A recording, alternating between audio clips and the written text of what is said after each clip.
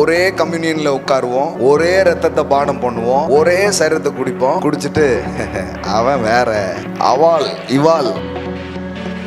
நம்ம கிறிஸ்தவ ஆட்களும் இப்படி ஜாதியை வைத்து சபை செய்ய ஆரம்பித்து விட்டாங்க. அதனாலதான் நம்ம கிறிஸ்தவத்திலையும் நிறைய அரசியல்வாதிகள்லாம் இருக்கிறாங்க. அவன் யாரு, இவங்க யாரு, இது என்னத்தை நீங்க என்னைக்கு தூக்கி போடுறீங்களோ அன்னைக்குதான் உண்மையான தேவனை பின்பற்றுகிற கிறிஸ்தவங்களா நீங்க இருக்கிறீங்க.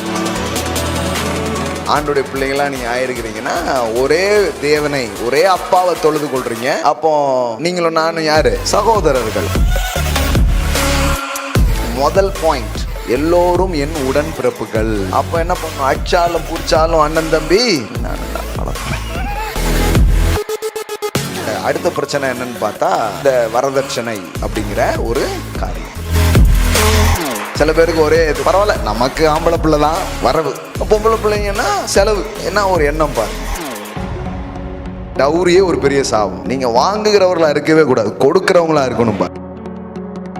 பொம்பளை பிள்ளையோ ஆம்பளை பிள்ளைங்க, என் பிள்ளைக்கு நான் கொடுப்பேங்க அப்படி யோசித்தீங்கன்னா நீங்க ராஜ்யத்தின் மனநிலைக்கு வந்துட்டீங்கன்னு அர்த்தம். நம்ம ஊர்ல இப்போ ஒருத்தன் வந்து வரதட்சணைலாம் வேண்டாங்க, உங்க பொண்ணை கட்டிக்கிறேன்னா அவனுக்கு என்ன பிரச்சனை? Something wrong. இந்த வரதட்சணை அல்லது டவுரி இதை வைத்து ஒரு திருமணம் என்கிற ஒப்பந்தத்தின் முடிவுகளுக்கு வரவே வராது. மாமனார் வீடுனாலே வாங்குற வீடுன்னே யோசித்து வச்சிருக்கிறாங்க. ஒரு மாமனார் கிட்ட ஒரு மருமகன் சொல்றான், யாக்கோபு சொல்றான், நீர் எனக்கு ஒன்றும் தர வேண்டியது இல்லை. மருமகன்லாம் அப்படி டிக்ளேர் பண்ணா எவ்வளவு நல்லா இருக்கும்.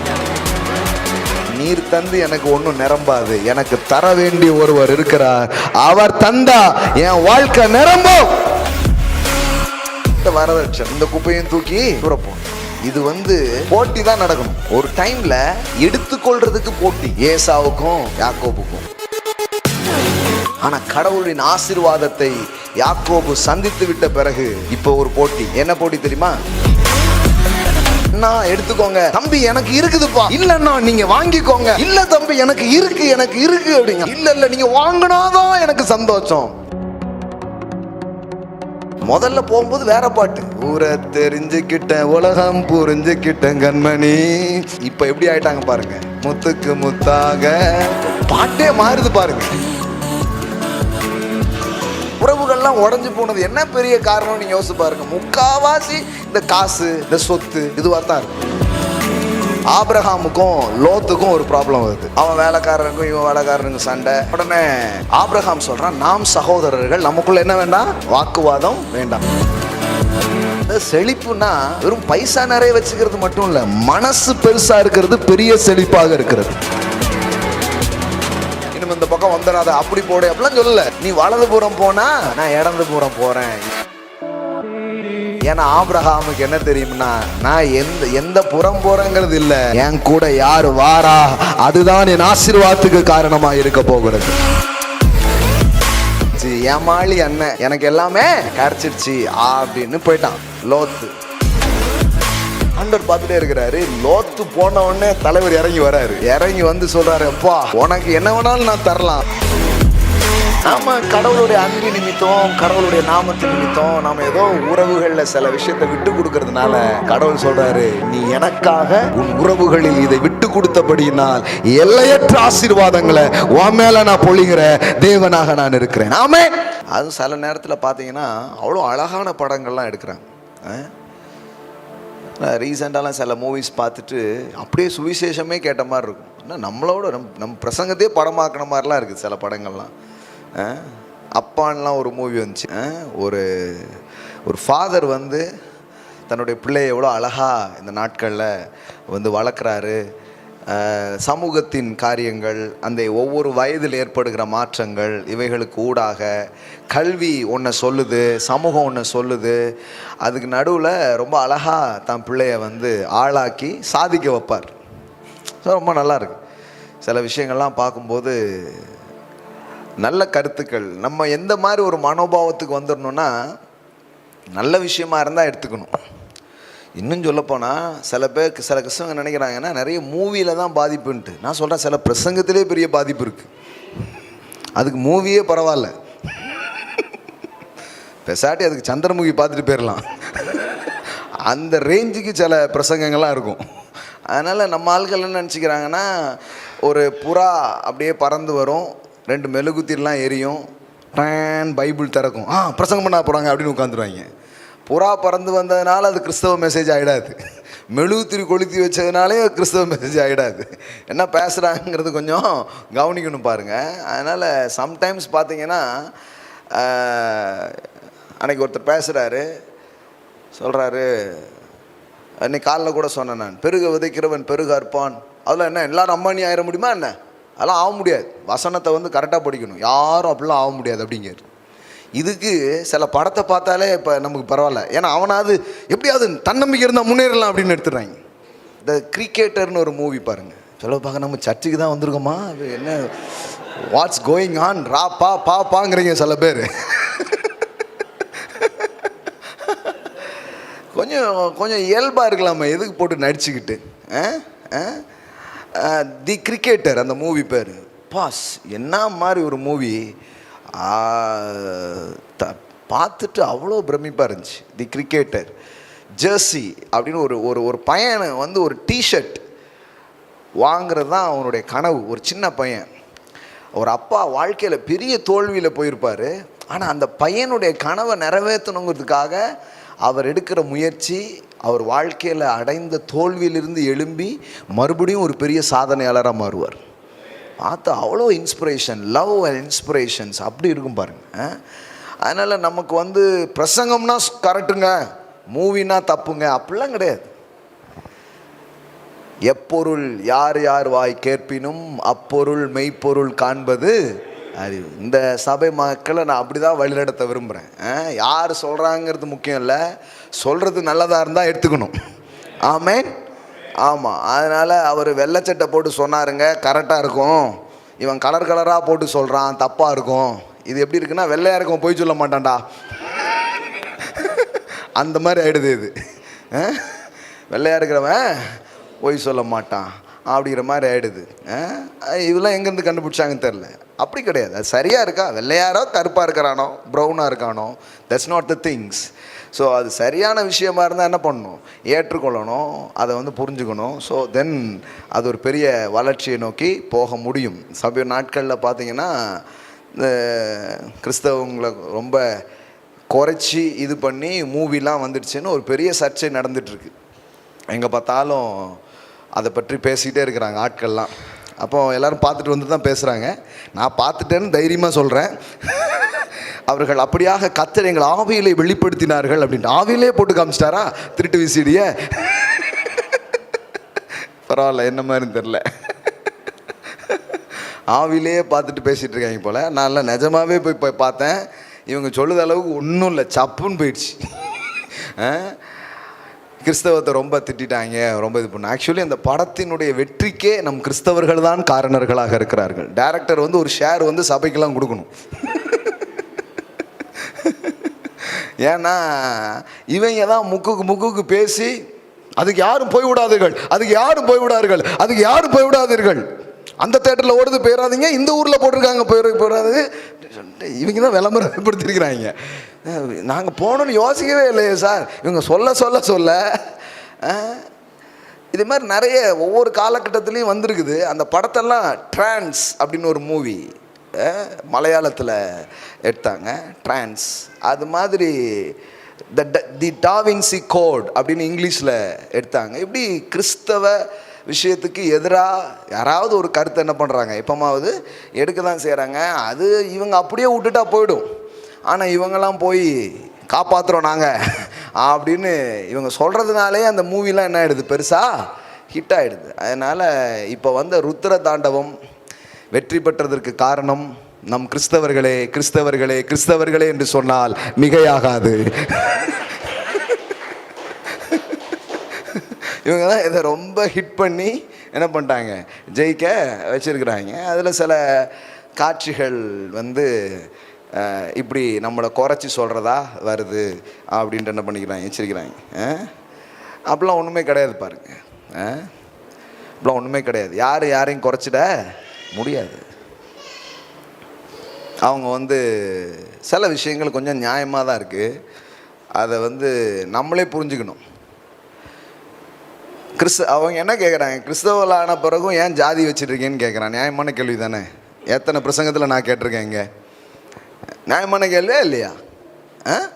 இன்னும் அந்த சர்ச்சு நாடார் சர்ச்சு, இந்த சர்ச்சு தேவமார்கள் ரொம்ப, அங்கே கோனார், அங்கே போனார்,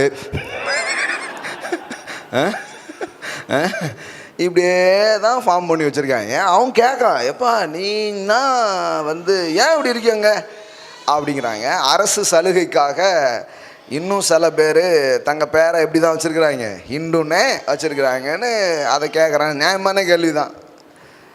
நான் என்ன கேட்குறேன்னா, சிலுவைக்கு அப்புறமும் ஏன் சலுகைக்காக நிற்கிறீங்க? சிலுவையை நம்பிட்டீங்களே, அப்புறம் என்ன சலுகை? சிலுவை உங்களுக்கு எல்லாவித வெற்றியையும் மேன்மையையும் அது உங்களுக்கு பெற்றுத்தரும். ஆமென். அதனால் என்ன கேட்டால் நான் குறைச்சி சொன்னாங்க நான் சொல்ல மாட்டேன், தப்பாக சொன்னாங்க கூட சொல்ல மாட்டேன். பரவாயில்ல, நம்மளை கொஞ்சம் உலகம் கவனிக்குது. என்ன பண்ணுறாங்க, உள்ளுக்குள்ளே இருக்கிறோம், செவத்துக்குள்ளே இருக்குதுலாம் இல்லை, எல்லாம் கவனிக்கிறாங்க.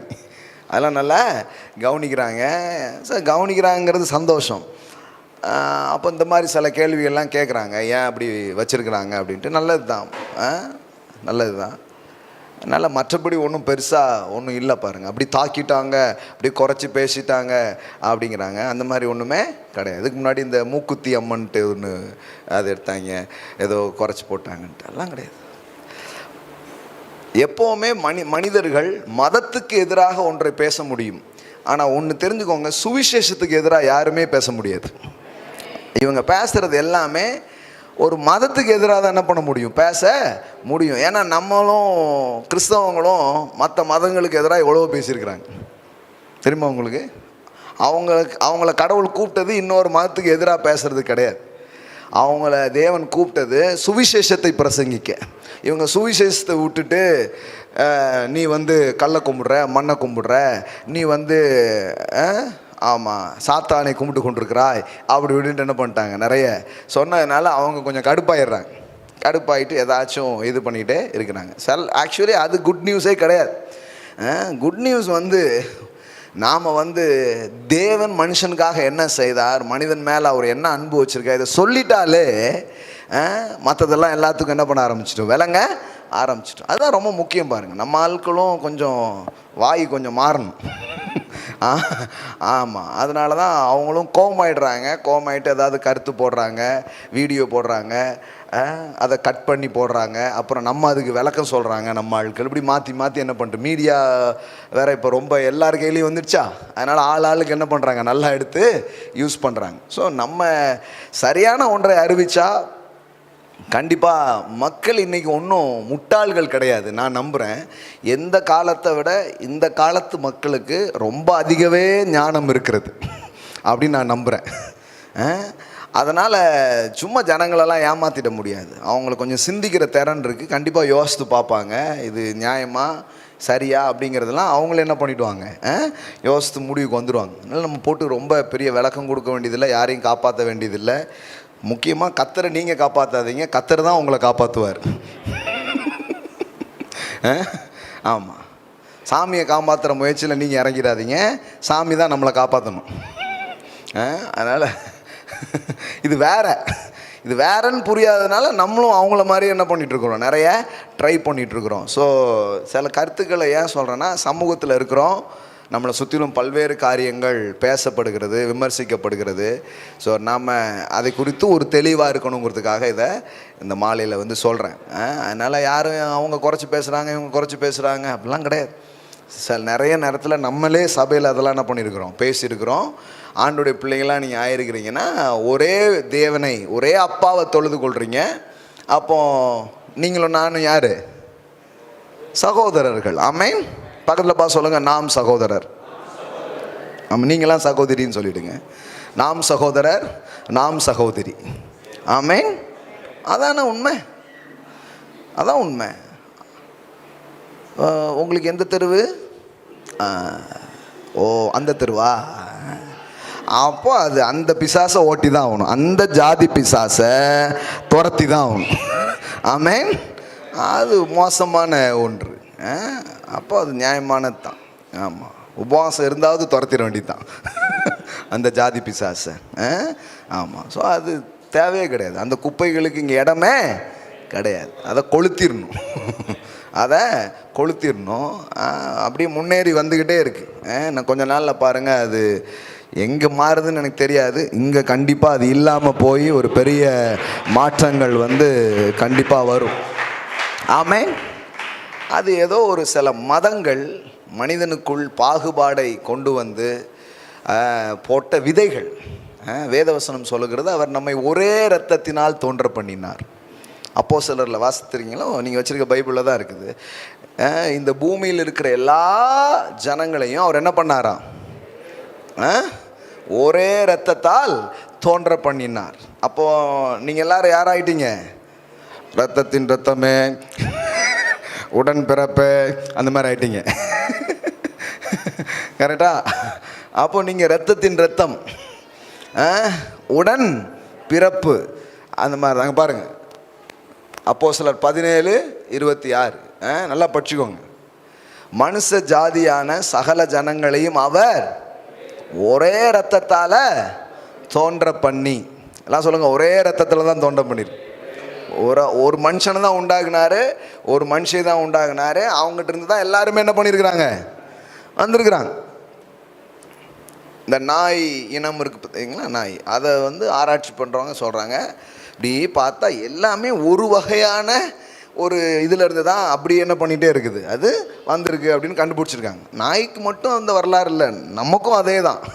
அப்படியே தேடி பார்த்தோன்னா ஆதாம் ஏவாள்னு ஒரு மனுஷனும் ஒரு மனுஷன் தான் இருந்தாங்க. அவங்ககிட்ட இருந்து இந்த உலகமே வந்திருக்கு. அப்புறம் எப்படி? அப்போ என்ன பண்ணும்? அடிச்சாலும் பிடிச்சாலும் அண்ணன் தம்பி நீ நானும் தான், அவ்வளோதான். அவள் என்ன போட்டிருக்குது? அவர் ஒரே இரத்தத்தால் தோன்ற பண்ணி. ஸோ ஒன் பிளட், இரத்தத்தின் இரத்தமே, உடன்பிறப்பே அப்படின்னு தான் பார்க்கணும். சிலர் சொல்லில் மட்டும் அதை வச்சுருப்பாங்க, நம்ம நிஜமாகவே அப்படி பார்க்கணும். அதெல்லாம் சும்மா நீங்கள் அதை இன்னும் நம்புவீங்கன்னா, நீங்கள் மனித தத்துவத்தை நம்புறீங்க, கடவுள் சொன்னதை நம்பலை. அது என்னதான் இருந்தாலும் அந்த பேய் போகலை உங்ககிட்ட விட்டு. என்னதான் இருந்தாலும் அந்த பேய் இன்னும் உங்களுக்கு பிடிச்சிருக்கு, உங்கள் மண்டை இன்னும் கழுவப்படவே இல்லை அப்படின்னு அர்த்தம்.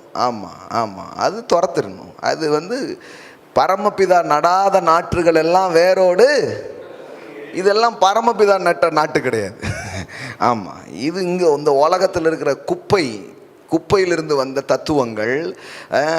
மனிதன் ஒருத்தன் தொடையிலிருந்து வந்தான், ஒருத்தன் இடுப்பில் இருந்து வந்தான், ஒருத்தன் தலையிலிருந்து வந்தான், மேலேருந்து வந்தவன், கீழேருந்து வந்தவன். இங்கே வருணாசுர தர்மத்தின் அடிப்படையில் இங்கே நிறைய பிரிவுகளை உருவாக்கி வச்சுருக்காங்க. அது இட்ஸ் நாட் பிபிலிக்கல் தாட்ஸ். அது வேதாகமத்தில் இருக்கிற கருத்தே கிடையாது. வேதாகமத்தில் அப்படி ஒரு விஷயத்தையே சொல்லலை. வேதாகமத்தில் ஒரே பிதா நமக்கு இருக்கிறார். ஸோ நாம் அவருடைய பிள்ளைகளாய் இருக்கிறோம். ஸோ அவரை தொழுது கொள்கிற நாம் யாவரும், சொல்லப்போனால் இயேசு இந்த பூமியில் மரித்த போது சிலுவையினால் அவர் ஒரு விஷயத்தை செஞ்சாராம்.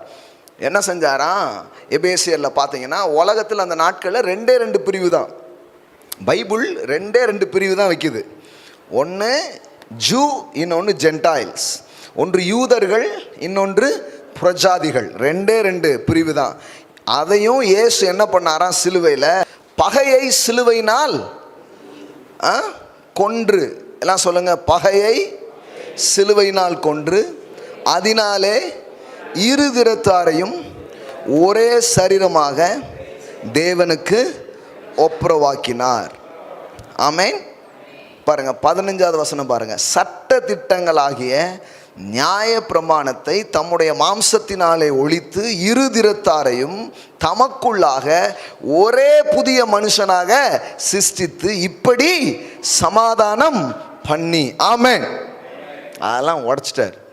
உடச்சி என்ன பண்ணிட்டாரு? ஒன்னாக்கிட்டார். இனி ஜென்டைல்ஸ் கிடையாது, இனி ஜூ கிடையாது, நியூ மேன். ஹியூமன் எல்லாமே என்னது? New man. எல்லாம் சொல்லுங்க, ஒரே புதிய மனிதனாக. எல்லாம் சொல்லுங்க, புதிய மனிதன். இப்ப எல்லாரையும் ஒன்னாக்கிட்டாரு. New man, new identity in Christ, அப்படி ஆக்கிட்டார். So believe that thought. இந்த தாட்ஸை நம்ம நம்பணும். நம்ம தலைமுறைகளுக்கு என்ன பண்ணணும்? விதைக்கணும். என்ன ஆயிடுச்சுன்னா, நம்ம கிறிஸ்தவ ஆட்களும் இப்படி ஜாதியை வைத்து சபை செய்ய ஆரம்பித்து விட்டார்கள். அதனால தான் நம்ம கிறிஸ்தவத்துலேயும் நிறைய அரசியல்வாதிகள்லாம் இருக்கிறாங்க. அரசியல்ங்கிறது நல்ல வார்த்தை, ஆனால் பொதுவாக நம்ம அப்படி எதை யூஸ் பண்ணுறோம். தவறாக ஏதாவது பண்ணும்போது அவன் அரசியல் வேலையை என்கிட்ட காமிச்சிட்டான் அப்படின்னா என்ன மீன் ஆகுது உங்களுக்கு? தப்பாக ஏதோ பண்ணிட்டான் அப்படிங்கிறது அர்த்தம்.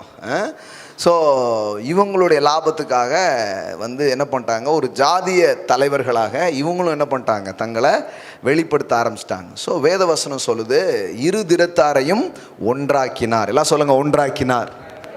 ஆமேன். இன்னும் நிறைய பேர் பாருங்கள், எங்களுக்கு அதே இதில் பொண்ணு கிடைக்கல, அதே இதில் மாப்பிள்ளை கிடைக்கல. நான் சொல்ல, கிடைக்காமலே இருக்கட்டும் ஆண்டவரே, அந்த ஜபத்தை கேட்கவே கேட்காதீங்க. வேற ஒரு இதில் ஒரு நல்ல தேவனுடைய பிள்ளையாக பார்த்து அவங்களுக்கு கொடுங்க. பரவாயில்ல, இது கை தட்டுறீங்கன்னா நீங்கள் உண்மையிலே பெரிய இருதயம் தான் உங்களுக்கு. ஆனால் நிறைய பேருக்கு வரல, பார்த்தீங்களா? சொல்ல ஆபிரகாம் பார்த்தீங்கன்னா அவன் ஜாதியில் போய் பார்க்க சொன்னான். அப்படி சொல்கிறாங்க ஒருத்தர். நான் சொன்னேன், ஆபிரகாம் அவன் மருமகளுக்கு போட்டு கட்டினான். ஏங்க, அவளுக்கு நகையெல்லாம் போட்டது யாரு? சீதனை யார் கொடுத்தா? மாப்பிள்ளை வீட்டில் இருந்து பொண்ணுக்கு நகையெல்லாம் கொடுத்து, பொண்ணு அண்ணனுக்கு வீட்டில் உள்ளவங்களுக்கெல்லாம் எல்லாம் கொடுத்து கட்டினாங்க. அது செய்வீங்களா? அது இல்லை, நான் என்ன சொல்லேன்னா, அப்படியே பைபிளை பின்பற்றுறீங்கன்னா ஒன்று அது அப்படியே போகணும். இவங்க வசதிக்கு என்னெல்லாம் வளைக்கணுமோ அதெல்லாம் வளைப்பாங்க கரெக்டாக. பைபிள் படி பார்த்தீங்கன்னா டவுரி யார் தான் கொடுத்துருக்கா? இப்போ ரிட்டர்ன் பண்ணிடணும் இனிமேலாம். யாரெல்லாம் அது? நிறைய பேர் பார்க்குறீங்க, அதை நான் செலவு பண்ணிட்டேன்.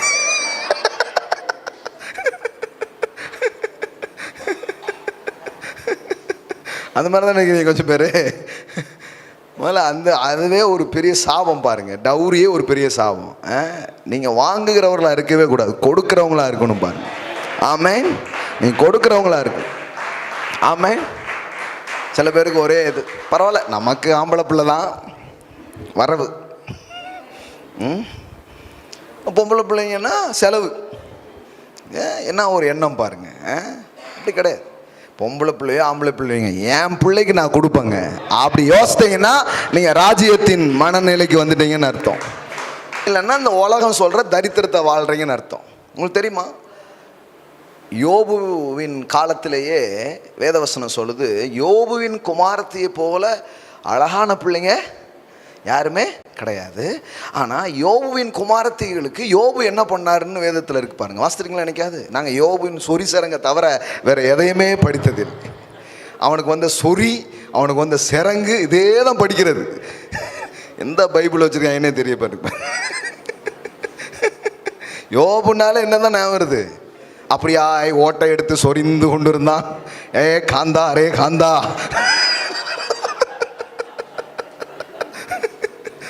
ரே ரத்த கண்ணீர் எம்மாறாதா மாதிரி.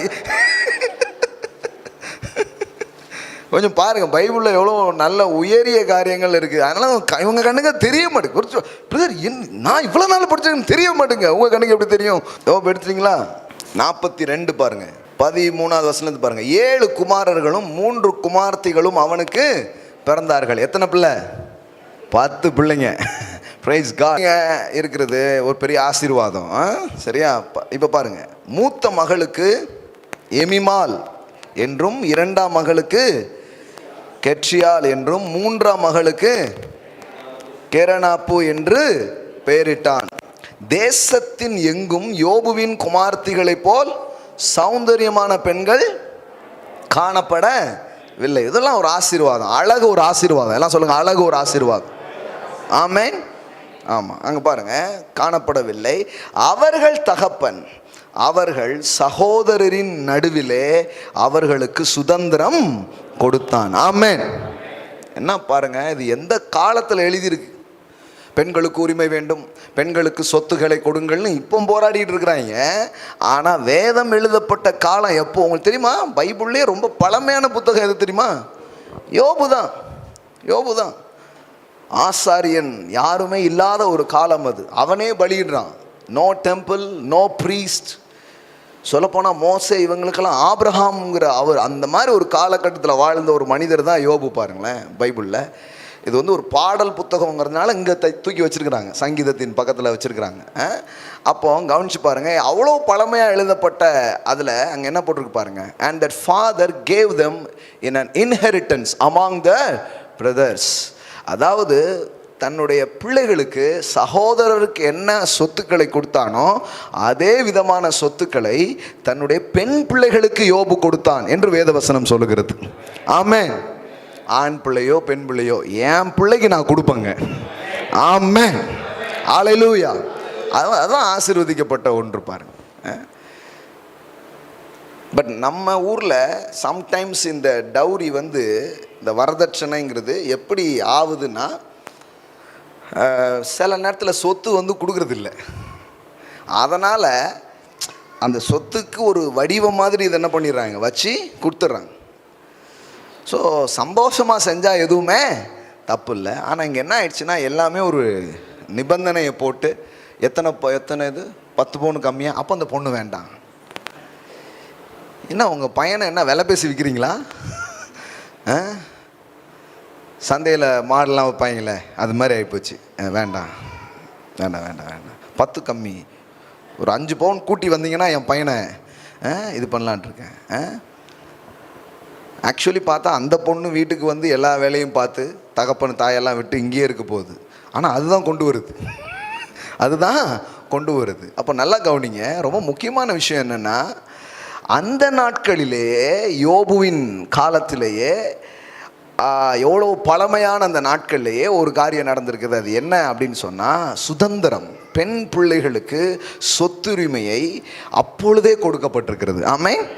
அப்போ இதெல்லாம் நமக்கு வரணும் பாருங்கள். வேதாகமம் எதை வந்து ரொம்ப இதாக பேசுது, வாங்குகிறதை பார்க்கிலும் கொடுப்பதே பாக்கியம். எல்லாம் சொல்லுங்கள், வாங்குகிறதை பார்க்கிலும் கொடுப்பதே பாக்கியம்.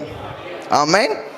ஸோ ஒரு பிபிலிக்கல் தரத்தில் நீங்கள் வாழ்கிற ஒரு ஆளாக இருந்தால் எப்படிலாம் வாங்கலான்னு யோசித்தீங்கன்னா புத்தி சரியில்லைன்னு அர்த்தம். எப்படிலாம் கொடுக்கலான்னு யோசித்தீங்கன்னா தேவனை போல் யோசிக்கிறீங்கன்னு அர்த்தம். ஆமென். அதை இதையும் சொல்லி வாங்கிடுவோம். சிலர்லாம் பாருங்கள், அதெல்லாம் நம்ம ஊரில் எவ்வளோ கணக்கு. முதல் பிரசவமா அது வந்து அவங்க வீட்டு செலவு தானே, அவங்க வீட்டு செலவு தானே. தலை பிரசவம், தலை கிறிஸ்மஸ், தலை தீபாவளி. அதாவது இவங்க முன்னாடி இருந்தபோது தலை தீபாவளி, இப்போ ரசிக்கப்பட்டா இல்லையா, நாங்கள் ரசிக்கப்பட்டுட்டோம்ல. என்னத்தை ரசிக்கப்பட்டிருக்கீங்க? உங்கள் ரட்சிப்பை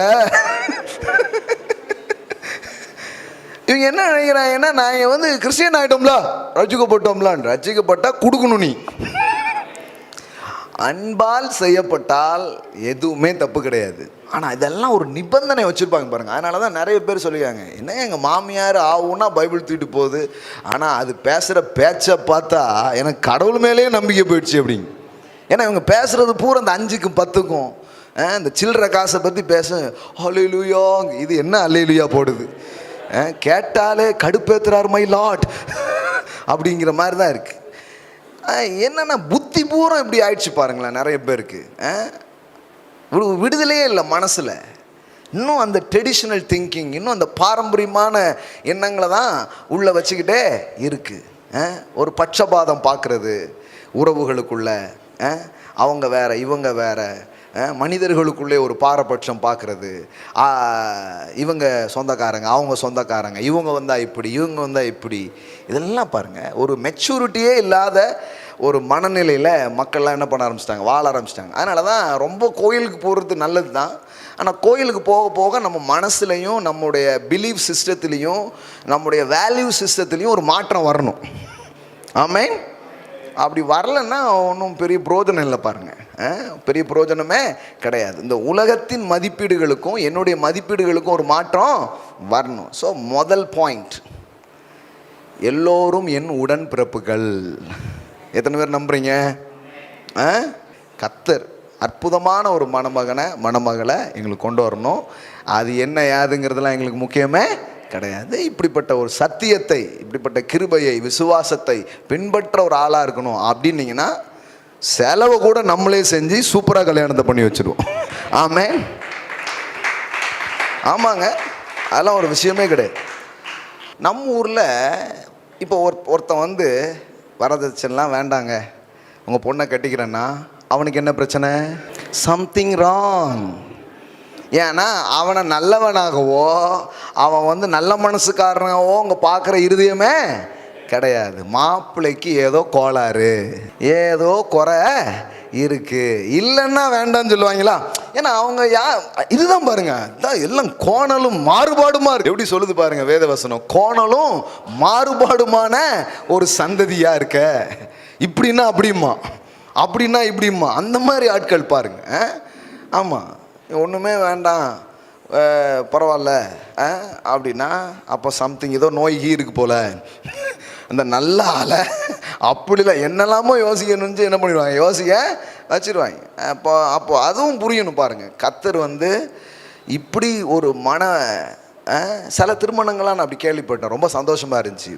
அப்படிலாம் பேசவே இல்லை, ஒன்றுமே இல்லைங்க, என்ன வந்ததுன்னு தெரியாது, என்ன போச்சுன்னே தெரியாது, சந்தோஷமாக இருக்கிறாங்க அப்படிங்கிற ஃபேமிலிஸ்லாம் இருக்குதுங்க. கர்த்தர் அந்த மாதிரிலாம் நிறைய பேரை எழுப்பி இருக்கிறார். கேட்கும்போது ரொம்ப சந்தோஷமாக இருக்குது. சில பேர் இருக்கிறாங்க, அவங்கள்ட்ட பேசிட்டா நல்லதுன்னு நினைக்கிறேன். ஏன்னா அவங்க ஆரம்பிக்கும் போது எங்களுக்கா பண்ண போகிறீங்க, உங்கள் பொண்ணுக்கு அது எதுனாலும் போடுங்க அப்படிம்பாங்க. அப்புறம் போடுன்னு போடுவாங்க பாருங்க, மெதுவாக ஆரம்பிப்பாங்க. ஒன்றும் வேண்டாம், நாங்கள் ஒன்றும் பெருசாக கேட்கல, இந்த ஓப்பனாக கேட்குற ஆள் கூட கொஞ்சம் பரவாயில்ல. சிலர் வந்து அப்படியே வேண்டாங்கிற பேரில் அப்படியே லிஸ்ட்டு போகும் பார்க்கணும். தயவுசெய்து நீங்கள் சொல்லிவிடுங்க, அதுவே எவ்வளவோ பெட்டரு அப்படிங்கிற மாதிரி இருக்கும். அதனால் இந்த திருமணம்னு வரும்பொழுது, சமூகத்தின் வாழ்க்கைன்னு வரும்பொழுது, இந்த அவன் யார் இவங்க யார் இது என்னத்தை நீங்கள் என்னைக்கு தூக்கி போடுறீங்களோ அன்றைக்கி தான் உண்மையான தேவனுடைய வழியிலே தேவனை பின்பற்றுகிற கிறிஸ்தவங்களாக நீங்கள் இருக்கிறீங்க. ஆமென். சமூகத்தில் அப்படி இருக்குதாங்கிறது தெரியாது. சமூகத்தில் வந்து பாடப்புஸ்தகத்தில் போட்டிருக்கோம், ஜாதிகள் இல்லையடி பாப்பா. இதுக்கு விளக்கம் புரியலையா? அப்போ கோனார் உரை வாங்கிப்படி. டீச்சர் இந்த ப்ராஜெக்ட் எங்கே பண்ணணும்? செட்டியார் கடையில் தான். எல்லாமே பார்த்தீங்கன்னா அவன் பாப்பா இப்போ ஜாதிகள் இல்லையடி பாப்பான்னு போட்டிருக்க. படித்தமா 5 மார்க்கு எழுதிட்டு போனோமான்னு இருக்கணும். அதுக்கு ஏதாவது பேசினேன்னா பார்த்துக்கோ அப்படிங்கிற மாதிரி. அப்போது கல்விக்கும் நடைமுறைக்கும் சம்மந்தமே கிடையாது. அதே தான் சர்ச்சிலையும். ஒரே கம்யூனியனில் உட்காருவோம், ஒரே ரத்தத்தை பானம் பண்ணுவோம், ஒரே சரீரத்தை குடிப்போம். குடிச்சிட்டு அவன் வேற, அவாள் இவாள் எவாள் இப்படியே போகிறது பாருங்க. ஸோ இதெல்லாம் வந்து இரத்தத்தால் மனது சுத்திகரிக்கப்பட வேண்டும், வாழ்வு சுத்திகரிக்கப்பட வேண்டும். ஸோ எல்லாரும் உங்க என்னுடைய சகோதரராக சகோதரிகளாக இருக்கிறார்கள். ஆமென். இப்படி வந்துட்டாலே நான் சொல்கிறேன், மிகப்பெரிய ஒரு சமூகத்தில் கூட இதுக்கு முயற்சிகள் தான் நடந்திருக்கு. ஒன்றும் பெருசாக மாற்றங்கள் நடந்ததுன்னு என்ன பண்ண முடியாது, சொல்ல முடியாது. ஆனால் தேவனுடைய அன்பை பெற்ற பிள்ளைகள் இதில் மெய்யான மாற்றங்களை நம்மால் காண முடியும். ஆமென். அதனால் ஒரு நல்ல வரன் வருது அப்படின்னா இதெல்லாம் பார்க்காதீங்க.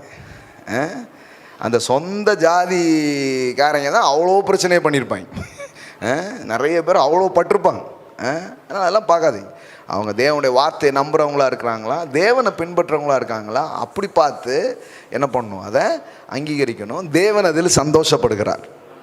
ஏன்னா கர்த்தருடைய உள்ளம் வந்து நான் வாஸ்தவம், இரு திறத்தாரையும் என்ன பண்ணார், ஒன்றாக்கினார். எல்லாம் சொல்லுங்கள், ஒன்றாக்கிட்டார்.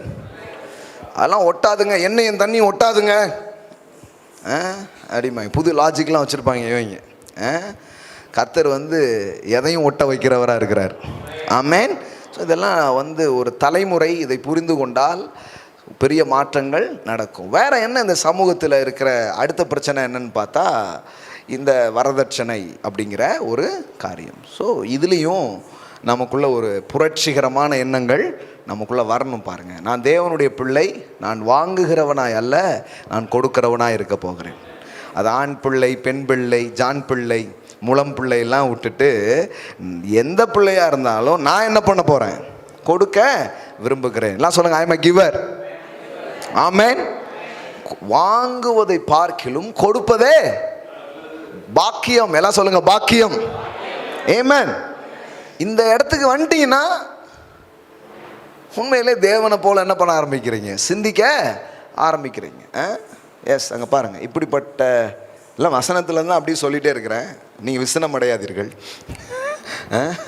இப்படி பிரயாசப்பட்டு பலவீனரை தாங்கவும் வாங்குகிறதை பார்க்கிலும் கொடுக்கிறதே பாக்கியம் என்று கர்த்தராகிய இயேசு சொன்ன வார்த்தைகளை நினைக்கவும் வேண்டும் என்று எல்லா விதத்திலும் உங்களுக்கு காண்பித்தேன் என்றான். ஆமென். அதனால் தேவனே, நான் கொடுக்குற அளவுக்கு என்ன வைங்க, அப்படி கேளுங்க.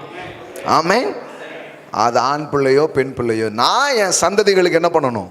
கொடுக்கணும். வேதவசனம் சொல்லுது, நல்லவன் தன் பிள்ளைகளின் பிள்ளைகளுக்கு ஆஸ்திகளை சுதந்திரங்களை வைத்துவிட்டு போகிறான் என்று எழுதியிருக்கிறது. அப்போ கடவுள் உங்களை ஆசீர்வதிக்கும் பொழுது கர்த்தருடைய ஆசீர்வாதத்தை நீங்கள், அப்போ எல்லாத்துக்குமே பாருங்களேன், ஒரு மனுஷன் கர்த்தரை நம்ப வேண்டியது இருக்குது, கர்த்தரை நோக்கி பார்க்க வேண்டியது. அப்போ தான் இப்படிப்பட்ட விடுதலைகள்லாம் வரும். இல்லைன்னா வராது பாருங்களேன். இல்லைன்னா நல்லா சொன்னார் ஆனால் அப்படின்ட்டு போயிடுவாங்க. இந்த ஆனாலாம் நான் நிறைய பார்த்துருக்கேன்.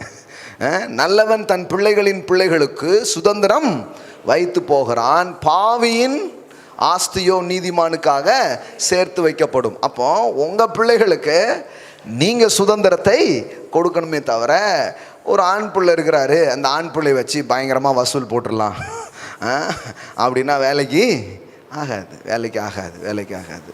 ஸோ இந்த அதாவது இந்த வரதட்சணை அல்லது டௌரி இதை வைத்து ஒரு திருமணம் என்கிற ஒப்பந்தத்தின் முடிவுகளுக்கு வரவே வராதீங்க. அதை வச்சு கால்குலேட் பண்ணாதீங்க. அது 4 பவுன் கம்மிங்க, வேண்டாம். அப்புறம் பாருங்கள், மேரேஜ் ஆகி நடந்துட்டு இருக்கிற பிரச்சனைகள்லாம் பார்த்தீங்கன்னா அது ஒன்றும் இல்லை, அந்த 5 பவுன் போடுதுன்னாங்களா போடலല്ലോ, அது ஒரு பெரிய பஞ்சாயத்தாக போயிட்டு இருக்கும் பாருங்கள். ரொம்ப நாளுக்கு அப்புறம் கூட அது பிள்ளை வளர்ந்து அந்த பிள்ளைக்கு இப்போ ஏதாவது போடணும், அந்த ரேஞ்சுக்கு வந்த உடனே இருந்தாலும் அந்த 5 பவுன் போடல அப்படின்ட்டே இருப்பாங்க பாருங்கள். மாமனார் வீடுனாலே வாங்குகிற வீடுன்னே யோசித்து வச்சுருக்குறாங்க. இதெல்லாமே ஒரு தவறான மனநிலை பாருங்கள். நான் தேவனுடைய பிள்ளை, நான் கொடுக்க வேண்டும். ஆமென். நான் வாங்குகிற ஆளாக இல்லை, கொடுக்குற ஆளாக இருக்கும். ஒரு மாமனார்கிட்ட ஒரு மருமகன் சொல்கிறான் பைபிளில், நீர் எனக்கு ஒன்றும் தர வேண்டியதில்லை. தெரியுமா? யாக்கோபு சொல்கிறான், யார்கிட்ட? மாமனாரை பார்த்து சொல்கிறான், நீர் எனக்கு ஒன்றும் தர வேண்டியது இல்லை. போயா நீர் உம்மட்ட, நீ சரியான ஆள். அவன் சரியான ஆள், அந்த மாமனாரும். அதாவது சரியான ஆள்னா தப்பான ஆள்னு அர்த்தம். புரியுதுல உங்களுக்கு லாங்குவேஜ்? அதான் நம்ம ஊர் லாங்குவேஜ். சரியான ஆளுப்பா அப்படின்னா என்ன அர்த்தம்? வேற மாதிரி சரி. அதற்கு அவன், நான் உனக்கு என்ன தர வேண்டும் என்றான். தந்ததெல்லாம் போதும்யா, பொண்ணை கொடுத்து போட்டு இத்தனை வருஷம் படாத பாடுபட்டேன். அதனால் யாக்கோபுக்கு ஒரு வெளிப்பாடு, இது வந்து மருமகன்களுக்கு மாமனார் வீட்டில் எதிர்பார்க்குறவங்களுக்குலாம் ஒரு வெளிப்பாடு வரணும். இவங்க அப்பா என்ன செஞ்சார் அப்படின்ட்டு பிள்ளை பெரிய பிள்ளார் வரைக்கும் பேசிகிட்டு இருக்கிற ஆட்கள்லாம் இருக்கிறாங்க. இதெல்லாம் டிவிலெலாம் போகுதுங்க, நிறைய பேர் பார்க்குறாங்க. அதனால் பட்டி தொட்டிலாம் போகுது. அதனால தான் நான் எல்லாருக்கும் தான் பேசுகிறேன். சில சொல்லுவாங்க, நீங்கள் எங்கேயோ இருந்து பேசுகிறீங்க, அது எங்களுக்கு அன்னைக்கு தேவையாக இருக்குங்க. நான் உங்களெல்லாம் மனசில் வச்சு தான் பேசிகிட்டு இருக்கிறேன். ஏன்னா இது இன்றைக்கி உட்காந்து ஒரு 100 பேர் மட்டும் இதை கேட்கல, ஆயிரக்கணக்கான பேருக்கு இது ஒரு நாள் இந்த போதனை போகும் அப்படிங்கிற மனசில் வச்சு தான் என்ன பண்ணுறேன், பேசுகிறேன். அதனால் உட்காந்துருக்கிற ஆட்கள் நம்ம தான் நல்ல மனம் திரும்பிட்டோமேனா விட்டுருங்க, நான் திருந்தாத ஆட்களுக்கு பேசிகிட்டு இருக்கிறேன் அப்படின்னு நினச்சிக்கோங்க. அப்போது நான் உனக்கு என்ன தர வேண்டும் என்றான். ஒரு மாமனார் வந்து கேட்குறார் லாபான். யாக்கோபு வந்து அதுக்கு பதில் சொல்கிறார் பாருங்க, நீர் எனக்கு ஒன்றும் தர வேண்டியது இல்லை. மருமகன்லாம் அப்படி டிக்ளேர் பண்ணால் எவ்வளோ நல்லாயிருக்கும். நீர் எனக்கு ஒன்றும் தர வேண்டியது இல்லை. ஏன்னா நீர் தந்து எனக்கு ஒன்றும் நிரம்பாது, எனக்கு தர வேண்டிய ஒருவர் இருக்கிறார், அவர் தந்தா என் வாழ்க்கை நிரம்பும். ஆமென். ஆமாம். இன்னொருத்தர் தந்துன்னா வாழ்க்கை பூரா பாருங்க, இந்த மனுஷன்ட்ட மட்டும் நீங்கள் வாங்கிட்டீங்கன்னு வைங்களேன், சொல்லிக்கிட்டே இருப்பான். பார்த்துருக்கீங்களா நீங்கள்? சில ஆள்கிட்டலாம் சிலது வாங்கினீங்கன்னா அதுக்கு சும்மாவே இருந்துட்டு போயிடலாங்கிற மாதிரி இருக்கும். சொல்லிக்கிட்டே இருப்பாங்க. பார்த்துருக்கீங்களா? சொல்லிக்கிட்டே இருப்பாங்க. அதனால தான் ஆபிரகாமுக்கு அவர் அந்த ராஜா, அவன் பேர் என்ன, சோதம் ராஜா, அவன் எல்லாத்தையும் எடுத்துக்கோங்க அப்படிங்கிறான். ஆபிரகாம் சொல்கிறான், ஒன்றும் வேண்டாம், ஏன்னா உன்னை பற்றி எனக்கு தெரியும், நீ எனக்கு கொடுத்துட்டு ஊர் புறம் போஸ்ட் அடித்து சொல்லிக்கிட்டு இருப்ப. ஆபிரகாம பணக்காரனாக்குன பெருமை உனக்கு இருக்கக்கூடாது, அவருக்கு இருக்கணும். எப்படி வாழ்ந்துருக்கிறாங்க பாருங்களேன். என்னை ஐஸ்வர்யவனாக்கின பெருமை என் தேவனுக்கு சேர வேண்டும், நீ எனக்கு ஒன்றும் தர வேண்டாம். அவன் இந்த புத்திலாம் யாக்கோபுக்கு எப்படி இப்படி ஒரு புத்தி வந்துன்னா அது அவன் தாத்தாட்ட இருந்து வந்திருக்கு. அன்னைக்கு ஒரு பாட்டு சொல்லுது, அவன் தாத்தா மாதிரியா அப்படின்ட்டு. அப்படியா, நானும் ஒரு ஆபிரகாம் யாக்கோபுன்னு நினச்சிட்டேன். கெட்ட வார்த்தையே பேசிகிட்டு இருக்கு இந்த பிள்ளை. அவங்க தாத்தா மாதிரி பேசுகிற மாதிரி அப்படிங்கு. இன்னும் அந்த வம்சமே தெரிஞ்சலையா? அந்த பாட்டிக்கு அம்புட்டு சந்தோஷம், ஒரு தாத்தா மாதிரியே பேசிட்டு இருக்கான் பாரு ஊர் தெருவில் எல்லாத்தையும். அப்படிங்க பரம்பரையாக இதெல்லாம் சோர்ந்திருக்காங்க பாருங்க. கெட்ட வார்த்தையா ஒரு தாத்தா பேசுவார், அதுக்கப்புறம் இப்போ ஒரு பேரன் பேசிக்கிட்டு இருக்கான், அப்படியே பச்சை பச்சையாக பேசுகிறான் பாரு அப்படிங்க. இதில் என்ன பெருமை இருக்கு? இங்கே பாருங்க, அவர் தாத்தாட்ட இருந்து ஒன்று கற்றுக்கிறான். என்ன கற்றுக்கிறான் பாருங்க. ஆபிரகாம் சோதமின் ராஜாவை பார்த்து, ஆபிரகாமை ஐஸ்வர்ய வாக்கினன் என்று நீர் சொல்லாதபடிக்கு நான் ஒரு சரட்டையாகிலும் பாதரட்சையின் வாரையாகிலும் உமக்கு உண்டானவைகள் யாதொன்றையாகிலும் எடுத்துக்கொள்ளேன் என்று. ஆமென். அவன் என்ன சொல்றான்? ஆபிரகாம பணக்காரனாக்கின பெருமை உனக்கு கிடையாது, சோதமின் ராஜாவே உனக்கு கிடையாது. யாருக்கும் அந்த பெருமையை நான் கொடுக்க. அதனால தான் மனுஷங்கிட்ட வாங்கி அவங்க தந்துடுவாங்களா இவங்க தந்துடுவாங்களா, சிலருக்கு ரொம்ப கவலை பாருங்க, தரவே மாட்டுக்காருங்க. அவர் அவ்வளோ வச்சுருக்காருங்க, ஏன் இவர் இவ்வளோ வச்சுருக்காருங்க, வெளிநாட்டுக்கெலாம் போயிட்டு இருந்திருக்காருங்க, ஆமாம் வச்சுருக்காருங்க, தரவே மாட்டுக்காரு. ஒரே வருத்தம், யாருமே தரமாட்டுக்காங்கன்ட்டு. நான் சொல்கிறேன், நல்லது, தராது ரொம்ப நல்லது. ஏன்னா தந்தாங்கன்னா அவங்க தந்து தான் நீங்கள் அப்படி ஆணைங்கிறத சொல்லிக்கிட்டே இருப்பாங்க. அதுக்கு நீங்கள் முன்னேறாமலே இருந்துட்டு போயிடலாம். ஆனால் உங்கள் கண்ணு மட்டும் இப்படி ஆபிரகாமை போல. அடுத்த வசனம் பாருங்க, அடுத்த வசனம் போடுங்க. நீ தந்து நான் பெரிய ஆளாகக்கூடாது, வானத்தையும் பூமியையும் உடையவராகிய உன்னதமான தேவனாகிய கர்த்தருக்கு நேராக என் கைகளை உயர்த்துகிறேன். ஆமென். நான் என் கண்ணை எங்கே வைக்க போகிறேன்னா, சோதம் ராஜா உன்கிட்ட நான் வைக்க விரும்பலை. என் கண்ணை எங்கே வைக்க விரும்புகிறேன்? வானத்தையும் பூமியையும் உடையவராகிய உன்னதமான தேவனாகிய கர்த்தர். He is a possessor of heaven and earth. அப்படின்னா என்ன? வானம் அவருடையது, பூமி அவருடையது, இதனுடைய நிறைவுகள் எல்லாம் அவருக்கு சொந்தம். அவருக்கு நேரம் என் கையை உயர்த்துறேன். எல்லாம் சொல்லுங்க, அவருக்கு நேராக கையை உயர்த்துறேன். ஆமென். சிலர் கை தப்பான இடத்துக்கு போகிறதுக்கு காரணம் இங்கே எப்படி உயர்த்தணும்னு தெரியாதனால தான். ஆமென். ஒருத்தர் சொல்கிறாரு, அவர் டேபிளுக்கு மேலே வாங்கினதுனால கீழே வாங்கினது தான் நிறைய. அப்போ அந்த கையெல்லாம் ஏன் கீழே போச்சு? ஏன்னா இப்படி உயர்த்தி வாழ முடியும் என்பது தெரியவில்லை. ஐயோ பாவம், ஐயோ பாவம். ஆமாம், தெரியல. அதனால் அப்போ மட்டமான ஒரு வாழ்க்கை தானே வாழ முடியும். இது தெரிஞ்சால் தரமான வாழ்க்கை வாழலாம். என் கையை யார்கிட்டையும் நீட்ட வேண்டியதில்லை, என் கையை டேபிளுக்கு மேலேயும் கீழேயும் நீட்ட வேண்டியதே கிடையாது. வானத்தையும் பூமியும் உடையவராகிய உன்னதமான தேவனாகிய கர்த்தருக்கு நேராக என் கைகளை உயர்த்துகிறேன். ஆமென். எப்படி பாருங்க, பைபிள் சொல்லுகிறது, இந்த ஆபிரகாம் பூமி தாங்கக்கூடாத அளவு சொத்தையும் சுதந்திரத்தையும் உடையவனாக வாழ்ந்தான். அவன் ஓட்டாண்டியா வாழலை. கடவுளை நம்பி ஒருத்தன் ஓட்டாண்டியா வாழ்ந்தான்னு பைபிளில் போடல. வேதவசனம் சொல்லுது, ஆபிரகாமின் செல்வங்கள் பூமி தாங்கக்கூடாது இருந்தது. ஆமென். அந்த அளவுக்கு வெல்த்தியஸ்ட் பர்சனாக அவன் இருக்கிறான். அந்த ஊர்லேயே பெரிய பணக்காரனாக இருக்கிறான். ஏன்னா அவன் சோதாமின் ராஜாவை நம்பி இல்லை, வானத்துக்கும் பூமிக்கும் ராஜாவா இருந்ததை நம்பி. ஆமென். அப்போ இதே தாட், இதே ஹேபிட், இதே சிந்தனை இப்போ யாருக்கு வருது? யாக்கோவுக்கு வருது. சூப்பர். தாத்தா கிட்ட இருந்து அற்புதமாக உன்னை கற்றுக்கிட்டான். ஆமென். இப்போ அதே ஆபிரகாமின் சந்ததி யாக்கோபு இப்போ சொல்றாரு, நீர் எனக்கு ஒன்றும் மாமனாரே, இனிமே உங்ககிட்ட இருந்து நான் எதிர்பார்க்க போறதே கிடையாது. 14 வருஷம் வனவாசம் மாதிரி போயிட்டு உம்மை நம்பி நான் வெட்கப்பட்டது போதும். ஆனால் இப்போ நான் அவரை நம்ப போகிறேன். ஏன்னா நான் வரும்போதே ஒருத்தர்கிட்ட பேசிட்டு வந்தேன், இடையில கொஞ்சம் மிஸ் ஆகிட்டு, இப்போ மறுபடியும் அவர்கிட்ட பேச போகிறேன். ஏன்னா கோலும் கையுமாக வந்த என்னை திரும்பும்போது 2 பரிவாரங்களோடு அவர் என்னை அனுப்புவார். ஆகையால் அவருக்கு நேராக என் கைகளை நான் ஏறெடுக்க போகிறேன். ஆமென். நான் இந்த ரிச்னஸ் பற்றி பேசும்போது, ப்ராஸ்பரிட்டி பற்றி பேசும்போது ரொம்ப முக்கியமாக சொல்கிறது என்னென்னா, உங்கள் இருதயம் தேவனுக்கு நேராக திரும்புது பாருங்கள், அதுதான் ப்ராஸ்பரிட்டி ஓப்பன் பண்ணுது. ஆமென். அவர் தருவார், இவர் தருவார், எல்லாரையும் தர அவர் வைப்பார், அது வேற கதை. புரியுதா உங்களுக்கு? எதிரிகள் கூட கொடுத்துட்டு போயிடுவாங்க. ஆனால் நீங்கள் போய் யார்கிட்ட நிற்க வேண்டியதில்லை, நீங்கள் உங்கள் கண்ணை அங்கே வச்சா போதும். ஆமென். ஆமாம். அப்போ ஒரு மாமனார்கிட்ட ஒரு மருமகன் சொல்கிறான், நீர் எனக்கு ஒன்றும் தர வேண்டியது இல்லை. What a statement, what a statement. பொண்ணு கொடுத்ததே போதுமியா? பொண்ணு கொடுத்ததே போதும், இனிமே வேற எதையும் நான் எதிர்பார்க்கவே இல்லை, மீதி எனக்கு கர்த்தர் தருவார். அப்படி ஒரு தீர்மானத்தை எடுத்தான் பாருங்க. அன்னையிலிருந்து யாக்கோபு வாழ்க்கையில செழிப்பு ஆரம்பிச்சிருச்சு. நிஜமாங்க. அதுக்கப்புறம் வாசித்து பாருங்க.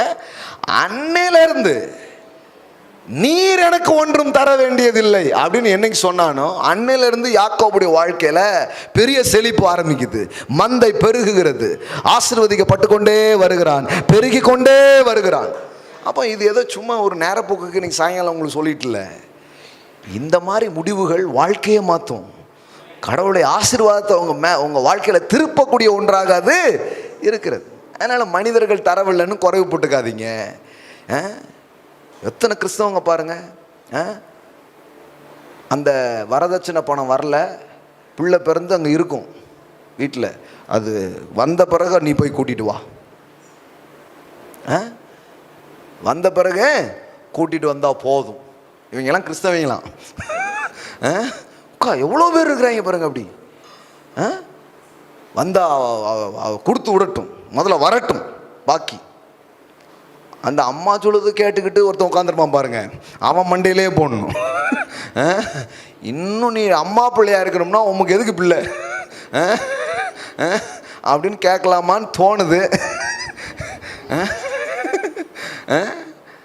அம்மா பேச்சை கேட்குற டைமில் அவர் கேட்க மாட்டார். அப்போ பூரா ஊரை சுற்றுறது, ஒழுங்காக படிக்கிறது கிடையாது, உருப்படியாக எதுவும் பண்ணுறது கிடையாது. இப்போ மட்டும் எங்கள் அம்மா அப்படிங்கிறது.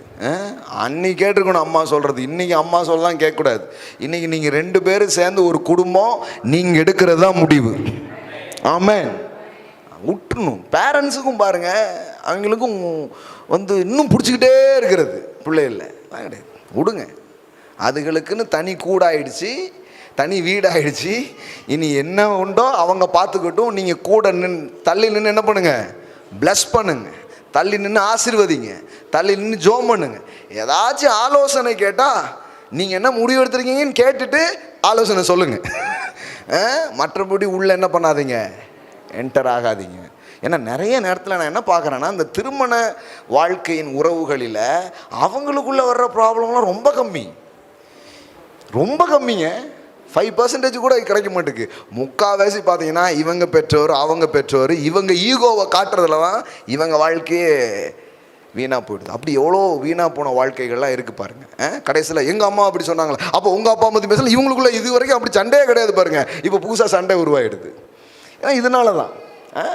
அப்போ நான் சொல்கிறேன், அப்படி இல்லை. நம் சில காரியங்களை புரிந்து கொள்ளணும். வேதம் நமக்கு பிரச்சனை வந்தால் தீர்ற வழியை மட்டும் இல்லை, பிரச்சனையே வராமல் வாழ்றது எப்படின்னு சொல்லி தருது. ஆமென். எத்தனை பேர் நம்புறீங்க? அப்படி கடவுளுடைய வார்த்தை ஒரு ப்ராப்ளம் வந்தால் சால்வ் பண்ணுறதை பற்றி மட்டும் சொல்கிறது இல்லைங்க, ப்ராப்ளமே வராமல் வாழலாம். சில பேர் நினைக்கிறாங்க அது வாழ்க்கை பிரச்சனை வந்துக்கிட்டே இருக்கும் பிரதர், ஒன்று போனால் ஒன்று வரும் பிரதர். நீங்கள் அப்படி நம்பினீங்கன்னா அப்படி தான் பிரதர் இருக்கும். அப்படி கிடையாது. ஒன்று போனால் ஒன்று வரும், அடுத்தடுத்து ஏதாவது வரும். இந்த மாதம் ஆகஸ்ட்டில் ஏதாவது வரும். பெரிய வாக்குத்தத்தம் பாருங்க. ஆமாம். செப்டம்பரில் ஏதாவது வரும், நவம்பரில் ஏதாவது வரும் அப்படின்ட்டு ஏதாவது என்ன பண்ணுறது, வெயிட் பண்ணிட்டே இருக்கிறது பாருங்கள். அப்படி கிடையாது. கடவுளுடைய வார்த்தையை நீங்கள் நம்பினீங்கன்னா பிரச்சனைலாம் தூரமாக போயிடும். தாவீது சொல்கிறான், நான் நெருக்கத்தில் இருந்தேன், என்னை விசாலத்தில் கொண்டு வந்தீர். ஆமென். உங்களுடைய வசனங்கள் எனக்கு விளங்கினதினாலே என் பாதை இப்பொழுது அகலமாகி விட்டது என்று சொல்லுகிறான். நடக்கும் பாதையை அகலமாக்கி விட்டீர். உங்களுடைய வார்த்தையின் தெளிவுகள் என் வாழ்க்கையின் குறுகலான அந்த பாதையை எடுத்து போட்டு ரொம்ப அகலமான பாதை அது எனக்கு என்ன பண்ணிடுச்சு, உண்டாக்கிடுச்சு அப்படி சொல்கிறான். அப்போது இதெல்லாம் புரிஞ்சுக்கணும் பாருங்கள். ஸோ இந்த சமூகத்தின் எதிர்பார்ப்பே இப்படி இல்லாமல் வாழ்ந்தா எவ்வளோ நல்லா இருக்கும் அப்படிங்கிறது இருக்குதுன்னா, அப்போ வேதமும் கடவுளுடைய வார்த்தைகளும் அதை விட உயர்ந்த வாழ்க்கையை உங்களுக்கு எனக்கும் சொல்லி தருகிறது. ஆமென். எல்லாம் சொல்லுங்கள், எல்லோரும் என் சகோதரர்கள். ஆமென். இரத்தத்தின் இரத்தம். ஆமென். ஆமாம், ஒரே இரத்தத்தால் என்ன பண்ணியிருக்கிறாரு, தோன்ற பண்ணியிருக்கிறார். பவுல் சொல்லுகிறார், மாம்சத்தின்படி ஒருவனையும் அறியேன். எல்லாம் சொல்லுங்க, மாம்சத்தின்படி ஒருவனையும் அறியேன். அவன் ஊர் என்ன, அவன் இனம் என்ன, அவன் தெருவென்ன, அவனுக்கு இருக்கும் பதவி என்ன, பணம் என்ன, இதெல்லாம் பார்க்குறதே கிடையாது. மனுஷனை மனுஷனாக பார்க்குறேன். மனுஷன் கடவுளுடைய சாயலாக இருக்கிறான். Man is the image of God. So நான் எந்த மனுஷனையும் பார்க்கும்போது அவனுக்கு ஒரு பேக்ரவுண்டு ஃபிட் பண்ணி நான் பார்க்க விரும்பலை. அவனை கல்வாரிக்குள்ளாக, இரத்தத்திற்குள்ளாக, தேவ கிருபைக்குள்ளாக நின்று கொண்டு அவனை என்னுடைய சகோதரனாய் சகோதரியாய் நான் பார்க்க போகிறேன். ஆமென். இந்த பார்வை ரொம்ப ரொம்ப முக்கியம் பாருங்க. அப்போஸ்தலனாகிய பவுல் சொல்றாரு, மாம்சத்தின்படி நான் ஒருவனையும் அறியேன். இப்போ நிறைய பேர் கேட்குறாங்க, என்னங்க இப்படி பைபிளில் இருக்கும்னா அப்போ கிறிஸ்தவத்துக்குள்ளே ஏன் இவ்வளோ வருடங்களாக இந்த ஜாதி இருந்துக்கிட்டே இருக்குது அப்படிங்கிறாங்க. ஏன்னா இது யாரும் ஒன்றும் பெருசாக எடுத்து பேசலை, இதுக்கான விதைகளை விதைக்கலை, இதுக்கான வாய்ப்புகளை அவங்களே உருவாக்கி கொடுக்கல. ஏன்னா இப்படி பிரிஞ்சு இருக்கிறதுல அவங்களுக்கு ரொம்ப ஆதாயம். இப்போ திருநெல்வேலியில் எடுத்துக்கிட்டிங்கன்னா சொல்லப்படாமலேயே ஒரு கூட்டம் சேரும். அங்கே அங்கே இங்கே இங்கே. ஆமாம், எனக்கு இதெல்லாம் தெரியவே தெரியாது. அப்புறம் தான், ஓ அதுவா, ஓ கோட்டையா, அது சேனையா, அது ஓ சரி ஓகே, உம்மாலே ஒரு சேனைக்குள் பாய்வேன், என் தேவனாலே ஒரு மதிலையும் தாண்டுவேன். ஆகையால் இது முதற்கொண்டு நாங்கள் ஒருவனையும், எல்லாம் சொல்லுங்கள், மாம்சத்தின்படி அறியோம். நாங்கள் கிறிஸ்துவையும் மாம்சத்தின்படி அறிந்திருந்தாலும் இனி ஒருபோதும் அவரையும் மாம்சத்தின்படி, அவர் யூதராமே, இப்படிலாம் நாங்கள் பார்க்குறதே கிடையாது. ஏன்னா அது தேவன் உண்டாக்குன அடையாளமே இல்லை. இந்த புரிதலுக்குள்ளே வந்துச்சுன்னா நம்மளை யார் கிண்டல் பண்ண போகிறா, நம்மளை யார் கேலி பண்ண போகிறா, நம்மளை யாரும் பண்ணவே முடியாது. ஏன்னா இது தேவன் உண்டாக்கின அழகான ஒரு காரியமாக இருக்கிறது. அதனால் நீங்கள் எதையும் இழந்து போயிடுவீங்கிறதும் இல்லை. இப்படி பார்த்தா அப்போ நம்ம கீழே போயிட மாட்டோமா? நீங்கள் கீழே போயிடுவீங்கன்னு நினைக்கிறீங்க, உங்களுக்கு மேலே 2 பேர் இருக்கிறதா நினச்சிக்கிட்டு இருக்கிறாங்க. அதனால் எல்லாரையும் கூப்பிட்டு ஒரே லைனில் நுப்பாட்டிட்டார். ஆமென். கீழே மேலெல்லாம் கிடையாதுப்பா தம்பி, எல்லாருமே எங்கே வந்துட்டீங்க, ஒரே லைனில் வந்துட்டீங்க. வேதவசனம் சொல்லுது, தேவனே இந்த பூமியில் மனிதனான போது மனிதனை பார்த்து சகோதரன் என்று சொல்ல அவர் வெட்கப்படவில்லை.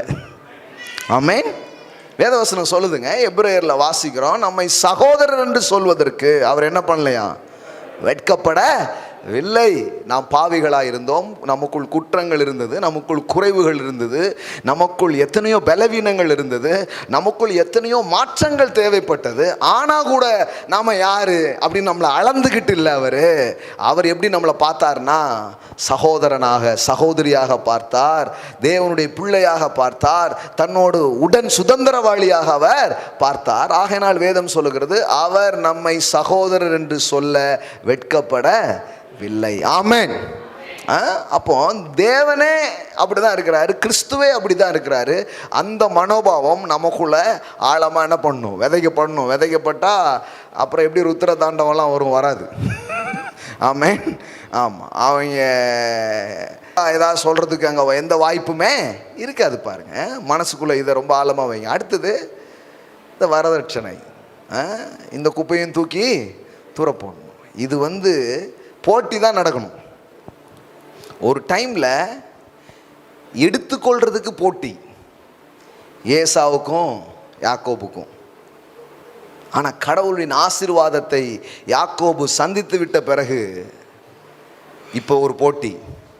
என்ன போட்டி தெரியுமா? அப்பொழுது அவன் எனக்கு எதிர்கொண்டு வந்த அந்த மந்தையெல்லாம் என்னத்துக்கு என்றான். அதற்கு அவன், என் ஆண்டவனுடைய கண்களில் எனக்கு தயவு கிடைக்கிறதுக்கு என்றான். அதற்கு ஏசா, என் சகோதரனே, எனக்கு போதுமானது உண்டு, உன்னுடையது உனக்கு இருக்கட்டும் என்றான். அதற்கு யாக்கோபு, அப்படி அல்ல, உம்முடைய கண்களில் எனக்கு தயவு கிடைத்ததானால் என் வெகுமதியை என் கையிலிருந்து ஏற்றுக்கொள்ளும். பாருங்க, ஒரு நேரம் எடுக்கிறதுக்கு ஒரு போட்டி நடந்துச்சு. அப்பா சொத்து யாருக்கு, எப்படி அப்பா சொத்தை ஆட்டையை போடலாம், ஆசீர்வாதத்தை எப்படி திருட்டுத்தனமாக வாங்கிடலாங்கிறத போட்டி நடந்துட்டு இருந்து. கரெக்டா? ஆனால் இப்போ என்ன போட்டி நடக்குது? இப்பவும் போட்டி தான் நடக்குது. என்ன போட்டி? வச்சுக்கோயேன், நீ வச்சுக்கோயேன், இல்லை நான் தான் கொடுப்பேன் பில்லை. கடவுள் ஆசீர்வதிச்சா இப்படி நல்ல போட்டிகள் நம் உறவுகளுக்கு நடுவில் வர ஆரம்பிச்சுடுங்க. ஆமென். இதெல்லாம் என்னங்க இருக்குது? நான் கொடுத்துட்றேன், நான் கொடுத்தானே. இது சும்மா அப்படி மேப்போக்கா நடக்கும். அப்புறம் நான் தான் பில்லை பே பண்ணேன், கொடுத்துறேன்னு சொன்னேன், பேச்சுக்கு கொடுங்கன்ட்டாங்க. நம்ம ஊரில் எல்லாமே அப்படி சொல்லி பார்ப்பாங்க. அது மாதிரி தான் நான் கொடுத்துட்றேண்ணே அப்படிமா. சில அப்படியா, சரி நீங்கள் கொடுத்துருங்க அப்படின்றாங்க. அச்சுச்சோ, அவசரப்பட்டு சொல்லி 5000 பில்லை கட்ட வேண்டியதாகி போச்சு. இதெல்லாம் சும்மா மேம்போக்காக நடக்கும். இது அந்த மாதிரி இல்லை, இது ரியலாகவே ஆண்டவர் பண்ணுறாரு அதை. அதற்கு யாக்கோபு, அப்படி அல்ல, உம்முடைய கண்களில் எனக்கு தயவு கிடைத்ததானால் என் வெகுமதியை என் கையிலிருந்து ஏற்றுக்கொள்ளும். நீர் என் மேல் பிரியமானீர், நான் உம்முடைய முகத்தை கண்டது தேவனுடைய முகத்தை கண்டது போல் இருக்கிறது. ஆமென். போட்டி நடக்குது பாருங்க. அண்ணா எடுத்துக்கோங்க, தம்பி எனக்கு இருக்குதுப்பா, இல்லைண்ணா நீங்க வாங்கிக்கோங்க, இல்லை தம்பி எனக்கு இருக்கு அப்படிங்க, இல்லை நீங்க வாங்கினாதான் எனக்கு சந்தோஷம். எப்படி ஆயிடுச்சு பாருங்களேன். கூலை கொடுத்து சொத்தை எழுதி வாங்கி இவனை ஏமாத்திட்டான். இவனுக்கு கூழ் குடிக்கிற இதில் எழுதி கொடுத்துட்டான். அதுக்கப்புறம் எடுடா அருவால, எவன்டா என்னை ஏமாத்துறான்.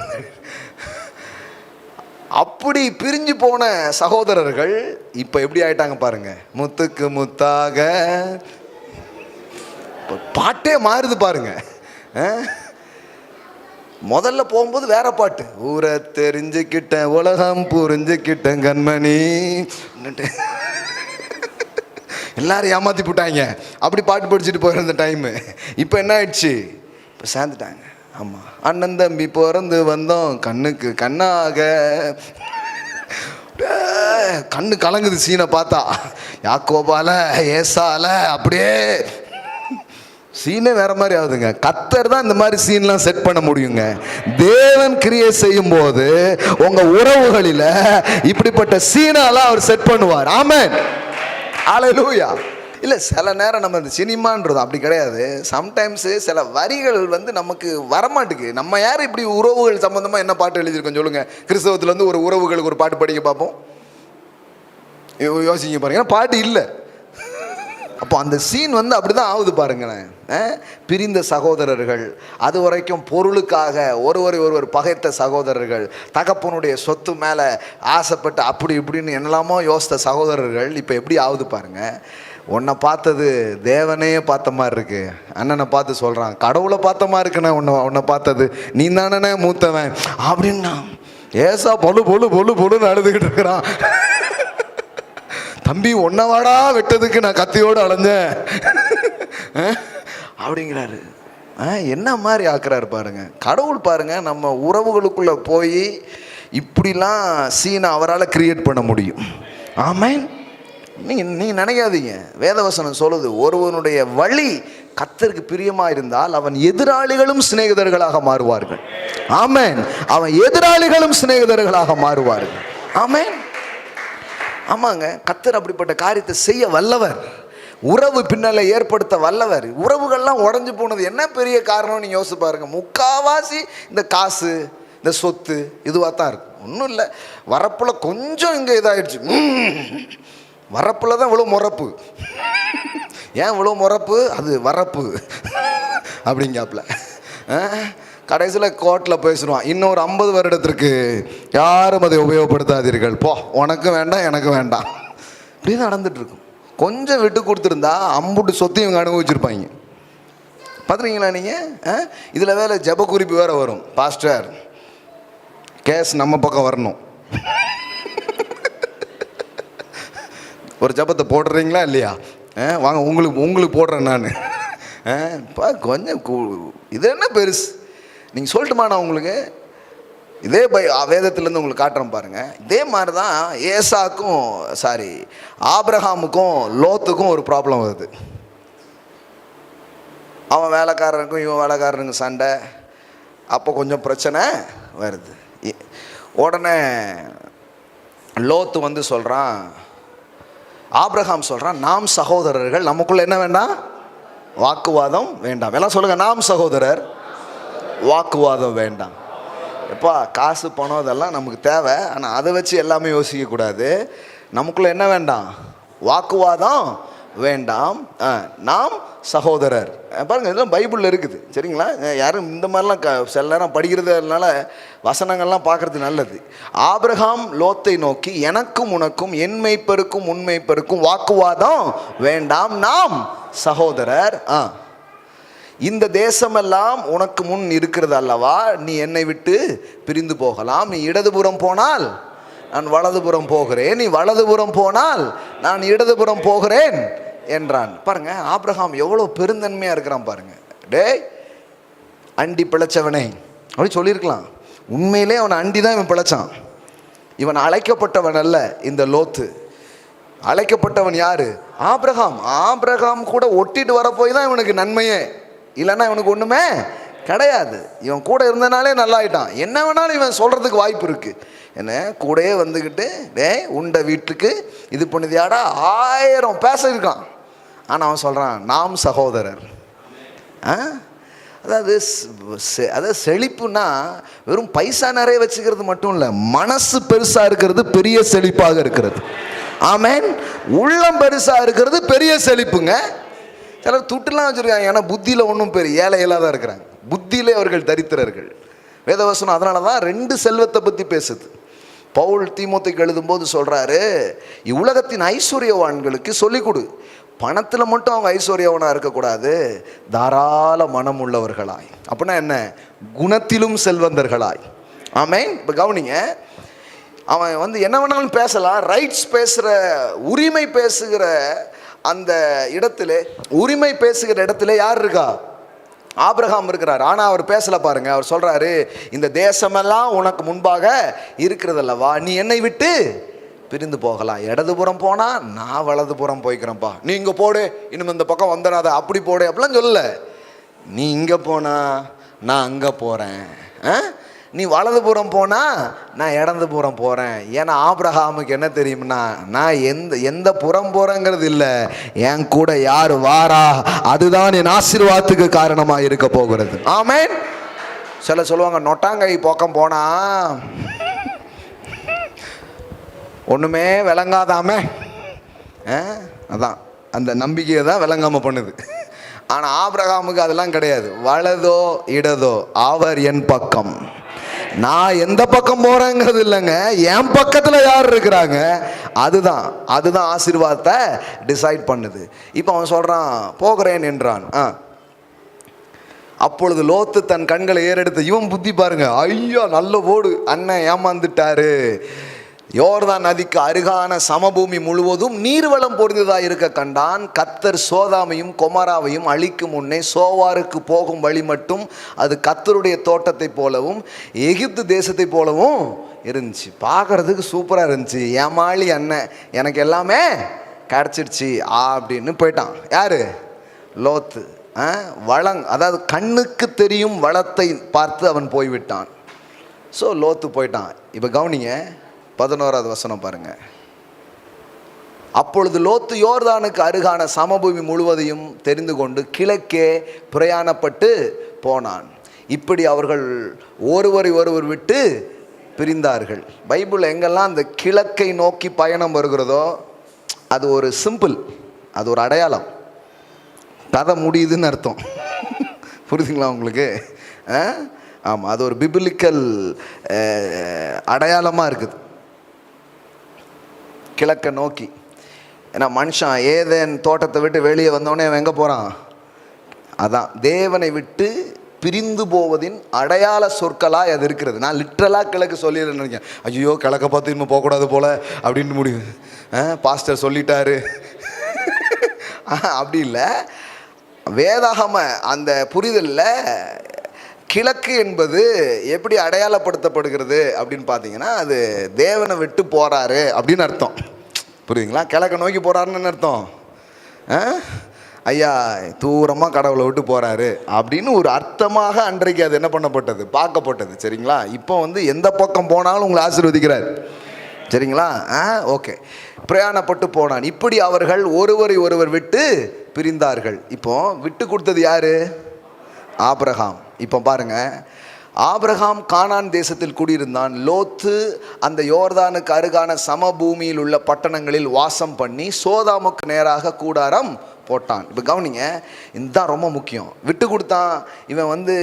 ஆபிரகாம் என்னையா இது, நீ தானே கேட்டிருக்கணும், அவன் என்ன நல்ல இடத்த எடுக்கிறது? ஆபிரகாம் நியாயப்படி அந்த நல்ல இடத்த நீ தான் எடுக்கணும். அவன் யாரு? அவன் உன்னை நம்பி வந்தவன். போட்டும்பா அப்படிங்கிறான். யாரு? ஆபிரகாம். இப்போ வேத வசனம் பாருங்க, சோதாமின் அடுத்த வசனம் போடும் 14. லோத்து ஆபிரகாமை விட்டு பிரிந்த பின்பு கர்த்தர் ஆபிரகாமை, அப்பனா இந்த உரையாடல்ல இந்த கான்வர்சேஷனை யார் பார்த்துட்டே இருக்கிறா? ஆண்டவர் பார்த்துட்டே இருக்கிறாரு. லோத்து போன உடனே தலைவர் இறங்கி வராரு. இறங்கி சொல்றாரு, அப்பா உனக்கு என்ன வேணாலும் நான் தரலாம். இப்போ ஆபிரகாமை பார்த்து சொல்றாரு, உன் கண்களை ஏறெடுத்து நீ இருக்கிற இடத்திலிருந்து வடக்கே தெற்கே கிழக்கே மேற்கே நோக்கிப்பார். நீ பார்க்கிற பூமி முழுவதையும் உனக்கும் உன் சந்ததிக்கும் என்றைக்கும் இருக்கும்படி நான் கொடுத்து. ஆமென். நாம் கடவுளுடைய அன்பு நிமித்தம், கடவுளுடைய நாமத்தின் நிமித்தம் நாம் ஏதோ உறவுகளில் சில விஷயத்தை விட்டு கொடுக்கறதுனால கடவுள் சொல்கிறாரு, நீ எனக்காக உன் உறவுகளில் இதை விட்டு கொடுத்தபடியினால் எல்லையற்ற ஆசீர்வாதங்களை உன் மேலே நான் பொழிகிற தேவனாக நான் இருக்கிறேன். ஆமென். இதெல்லாம் புரிஞ்சுன்னா 5க்கும் 10க்கும் சின்ன சின்ன இடத்துக்கும் வச்சுக்கோயா, இந்த நான் கால் மிதிக்கிற எவ்விடத்தையும் எனக்கு தருகிற ஒரு தேவன் ஒருவர் இருக்கிறார். ஆமென். உன்னை விட பெருசு எதுவுமே கிடையாது. என் கண்ணு உன் மேலே இருக்குது, உன் கண்ணு இந்த மண்ணு மேலே இருக்குன்னா இருந்துட்டு போட்டோம். ஆனால் வானத்தையும் பூமியும் படைத்த ஒரு தேவன் ஒருவர் இருக்கிறார், அவர் என்னை ஆசீர்வதிப்பார். ஆமென். இப்போ பாருங்களேன், இவன் கோமாளி கிடையாது, ஏமாளி கிடையாது. அவனுக்கு என்னன்னா தேவன் தேவன். ஆனால் இவன் இந்த கண்ணுக்கு என்ன தெரியுது, பார்க்கறதுக்கு என்ன தெரியுது, அதில் வாழ்கிறான். அதனால தான் we are not walk by sight, we are walk by faith. நாங்கள் தரிசித்து நடவாமல் நாங்கள் விசுவாசித்து நடக்கிறவர்களாக இருக்கிறோம். ஆமென். இந்த லோத்து கண்ணுக்கு தெரியறத வச்சே அவன் வாழ்றான், அந்த இயல்பான ஒரு வாழ்க்கை. ஆனால் இவனுக்கு இயற்கைக்கு அப்பாற்பட்ட ஒரு வாழ்க்கை. நீ யோசிச்சு, எனக்கு ரொம்ப பிடிச்சது என்னன்னா அவன் லோத்து ஆபிரகாமை விட்டு பிரிந்த பின்பு, இந்த லோத் சொல்கிறோம் பாருங்க. இந்த லோத் அப்படிங்கிற வார்த்தைக்கு வெயில் அப்படிங்கிறது தான் மீனிங், திரை. சொல்லப்போனால் அவன் விலகினது திரை விலகினது போல். ஆமென். அப்படியே ஒரு புது ஆசீர்வாதம் உள்ள வருது பாருங்க. கர்த்தர் ஆபிரகாமை நோக்கி உன் கண்களை ஏறெடுத்து நீ இருக்கிற இடத்திலிருந்து வடக்கே கிழக்கே தெற்கே கிழக்கே மேற்கே அப்படின்னா எல்லா திசையும் சொல்லிட்டாரு, நோக்கிப்பா. நீ பார்க்கிற இந்த பூமி முழுவதையும் நான் உனக்கும் உன் சந்ததிக்கும் என்றைக்கும் இருக்கும்படி கொடுத்து உன் சந்ததியை பூமியின் தூளை போல பெருக பண்ணுவேன். ஒருவன் பூமியின் தூளை எண்ணக்கூடுமானால் உன் சந்ததியும் எண்ணப்படும். நீ எழுந்து தேசத்தின் நீளமும் அகலமும் அம்மட்டும் நடந்து திரி, உனக்கு அதை தருவேன் என்றார். அப்பொழுது ஆபிரகாம் கூடாரத்தை பெயர்த்து கொண்டு எபிரோனில் இருக்கிற மம்ரேயின் சமபூமியில் சேர்ந்து குடியிருந்து அங்கே கர்த்தருக்கு ஒரு பலிபீடத்தை கட்டினான். ஆமென். பாருங்க, கர்த்தரை நம்பி ஒரு மனுஷன் வாழும்போது உறவுகளில் கடந்து போராடுறது இல்லை, வச்சுக்கோங்க, பரவாயில்ல. அதனால் ஏமாளி கிடையாது, நான் கோமாளி கிடையாது. ஏன்னா இதை விட பெருசாக எனக்கு தர்ற ஒருத்தர் இருக்கிறார். ஆமென். என்னங்க பெருசா, என்ன பெரிய லேண்டு? கடவுள் ஏக்கர் ஏக்கரா உங்களுக்கு தருவாருங்க, ஏக்கர் ஏக்கரா தருவார். கிலோமீட்டர் கணக்கில் உங்களுக்கு தருவாருங்க, கிலோமீட்டர் கணக்கில் தருவார். ஆமென். நான் ஒரு சின்ன சில பூர்வீக சின்ன இடங்கள் சில அதெல்லாம் நான் காசு கொடுத்தே சில நேரம் நான் கேட்டு பார்த்துருக்குறேன். எங்கே சில நேரத்தில் அதுக்கு மனசு வராது பாருங்கள், எனக்கு கிடைக்கல சின்ன சின்ன இடங்கள். ஆனால் இன்றைக்கி பாருங்கள், நான் போய் பார்க்க முடியாத அளவுக்கு இங்கே அங்கே அங்கன்ட்டு தேவன் நிலங்களை என் கைகளிலே கொண்டு வந்து கொடுத்துருக்கிறார். ஆமென். இன்னும் எவ்வளோ ஏக்கர் வாங்குவோம், சொல்லப்போனால் ஒரு ஊரையே கட்ட போகிறோம் வாங்கி. ஆமென். பார்த்துட்ருக்குறோம், 100 ஏக்கர் 200 ஏக்கர் பார்த்துக்கிட்டு இருக்கிறோம். பெரிய ராயல் சிட்டி கட்டி, ஆலயத்தை கட்டி, ஜனங்களுக்கு நிறைய வீடுகளை கட்டி, அவன் என் நகரத்தை கட்டுவான். ஆமென். சிட்டியே பில்ட் பண்ணுவோம் நாம. ஆமென். கடவுள் ரொம்ப பெரியவருங்க. இந்த மாதிரி ஒரு இருதயம் இருக்கும்போது நீங்கள் தரித்திரம் இருக்க முடியாது, நீங்கள் குறைஞ்சி போகவே முடியாது. சும்மா போயா வச்சுக்கோ. அவனுக்கு அதெல்லாம் ஒரு பெரிய விஷயமே தெரில. கர்த்தர் பார்க்குறாரு, அவன் போகிற வரைக்கும் வெயிட் பண்ணிட்டே இருக்கிறாரு. ஆசீர்வாத பேக் வச்சுக்கிட்டு ரெடியாக இருக்கிறாரு. லோத்து போன உடனே ஆபிரகாமே அப்படின்னு எடுத்துகிட்டு உள்ளே போயிட்டார். இவன் கொடுத்தது இத்தனையோ உண்டு, அவர் பேக்காக கொண்டு வந்து உள்ளே கொட்டிட்டு போயிட்டார். உனக்கு தான் வச்சுக்கோ அப்படின்ட்டு. இதெல்லாம் ஒன்ட்ட தான் ஆபிரகாம் இருக்கணும். இந்த பொருட்களை விட உறவு தான் முக்கியம் நீ நினச்சப்பாரு, அந்த எண்ணத்துக்காகவே உன்னை ஆசீர்வதிக்கிறேன் அப்படின்ட்டார். ஆமே. சும்மா ஏதோ பெருசாக இருந்தாங்கன்னு நினைக்காதீங்க, எண்ணங்கள் பெருசாக இருந்துச்சு, அதனால தான் வாழ்க்கை ரொம்ப பெருசாக இருந்துச்சு. ஆமே. காசு பணம் எல்லாம் தேவை, ஆனால் அது தேவன் உங்களுக்கு தருவார். அதுக்காக ஒரு மனுஷனை நீங்கள் வருத்தப்படுத்தணும், கஷ்டப்படுத்தணும், பிழியணும்னு அவசியம் கிடையாது. நான் கர்த்தரை நோக்கி பார்க்குறேன், என் கண்களை அவருக்கு நேராக ஏறெடுக்கிறேன். கர்த்தரே எனக்கு தருவார், கர்த்தரே எனக்கு தருவார், ஏக்கர் கணக்கில் தருவார். சம்டைம்ஸ்லாம் பாருங்கள், லேண்ட் எவ்வளோ வச்சுருக்காங்க பாருங்கள், அதெல்லாம் நடந்து போயெல்லாம் பார்க்க முடியாது, வண்டி கிண்டிலாம் வேணும். சில பேருக்குலாம் பார்த்தீங்கன்னா அப்படி தான் இருக்குது. இங்கே சார் வண்டியில் ஏறுங்க, இங்கேருந்து அங்கே வரைக்கும் அப்படியே போய் கிலோமீட்டர் கணக்கில் வச்சுருக்காங்க. ஏக்கர்லாம் இல்லை, கிலோமீட்டர் கணக்கு. இங்கேருந்து ஒரு 10 கிலோமீட்டருக்கு நம்ம இடம் தாங்க அப்படிங்க. எப்படி இருக்கு பாருங்க. நான் சொல்கிறேன், கர்த்தர் அவ்வளோ லேண்டை உங்களுக்கு கொடுப்பார். இன்னைக்கு மாலையில் இந்த வார்த்தையை கேட்குறவங்களுக்கு சொல்ல, அநேக நிலங்களை தேவன் உங்களுக்கு தருவார். ஆமேன். ஆமாம், அநேக வீடுகளை நீங்கள் கட்டுவீர்கள். ஆமேன். வீடு வாசல்களை உங்களுக்கு தருகிற ஒரு தேவன் ஒருவர் இருக்கிறார். ஆமேன். கர்த்தர்கிட்ட கேளு, கர்த்தர்கிட்ட கேளு. யாக்கோபில் வாசிக்கிறோம், ரொம்ப அழகான ஒரு வார்த்தை. அப்படியே ஜப நிலையிலே அதை கேளுங்க. என்ன அருமையான ஒரு வார்த்தை பாருங்க. ராக்லாமா ஷாத்தாரா போஷே கே டேலே மன் தோரோ மோ கோலாபாரா நேன் தோரபோ ஷேக்லே மா காராபா ஷாகேலே ப்ரோகோ தாராபோ ஷாந்தே ரேபேலேரே. 4ஆம் அதிகாரம் 1வது வசனம் பாருங்க. உங்களுக்குள்ளே யுத்தங்களும் சண்டைகளும் எதினாலே வருகிறது? உங்கள் அவயங்களில் போர் செய்கிற இச்சைகளினால் அல்லவா?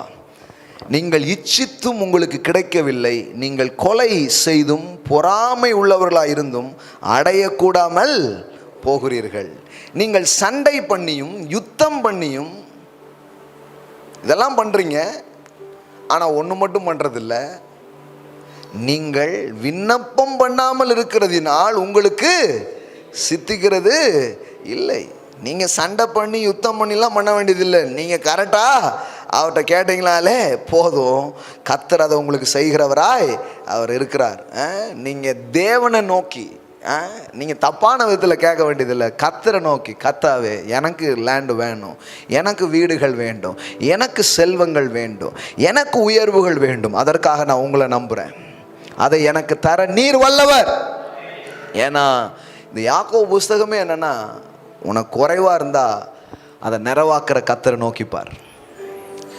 உங்களில் ஒருவன் எதில் குறைவுபட்டாலும் அவரை நோக்கி பார்க்க கடவன், யாவருக்கும் சம்பூர்ணமாய் கொடுக்கிறவர். ஆமேன், ஆமேன், ஆமேன். நமக்கு இல்லைங்கிறதுனால தான் போட்டி, பொறாமை, சண்டை.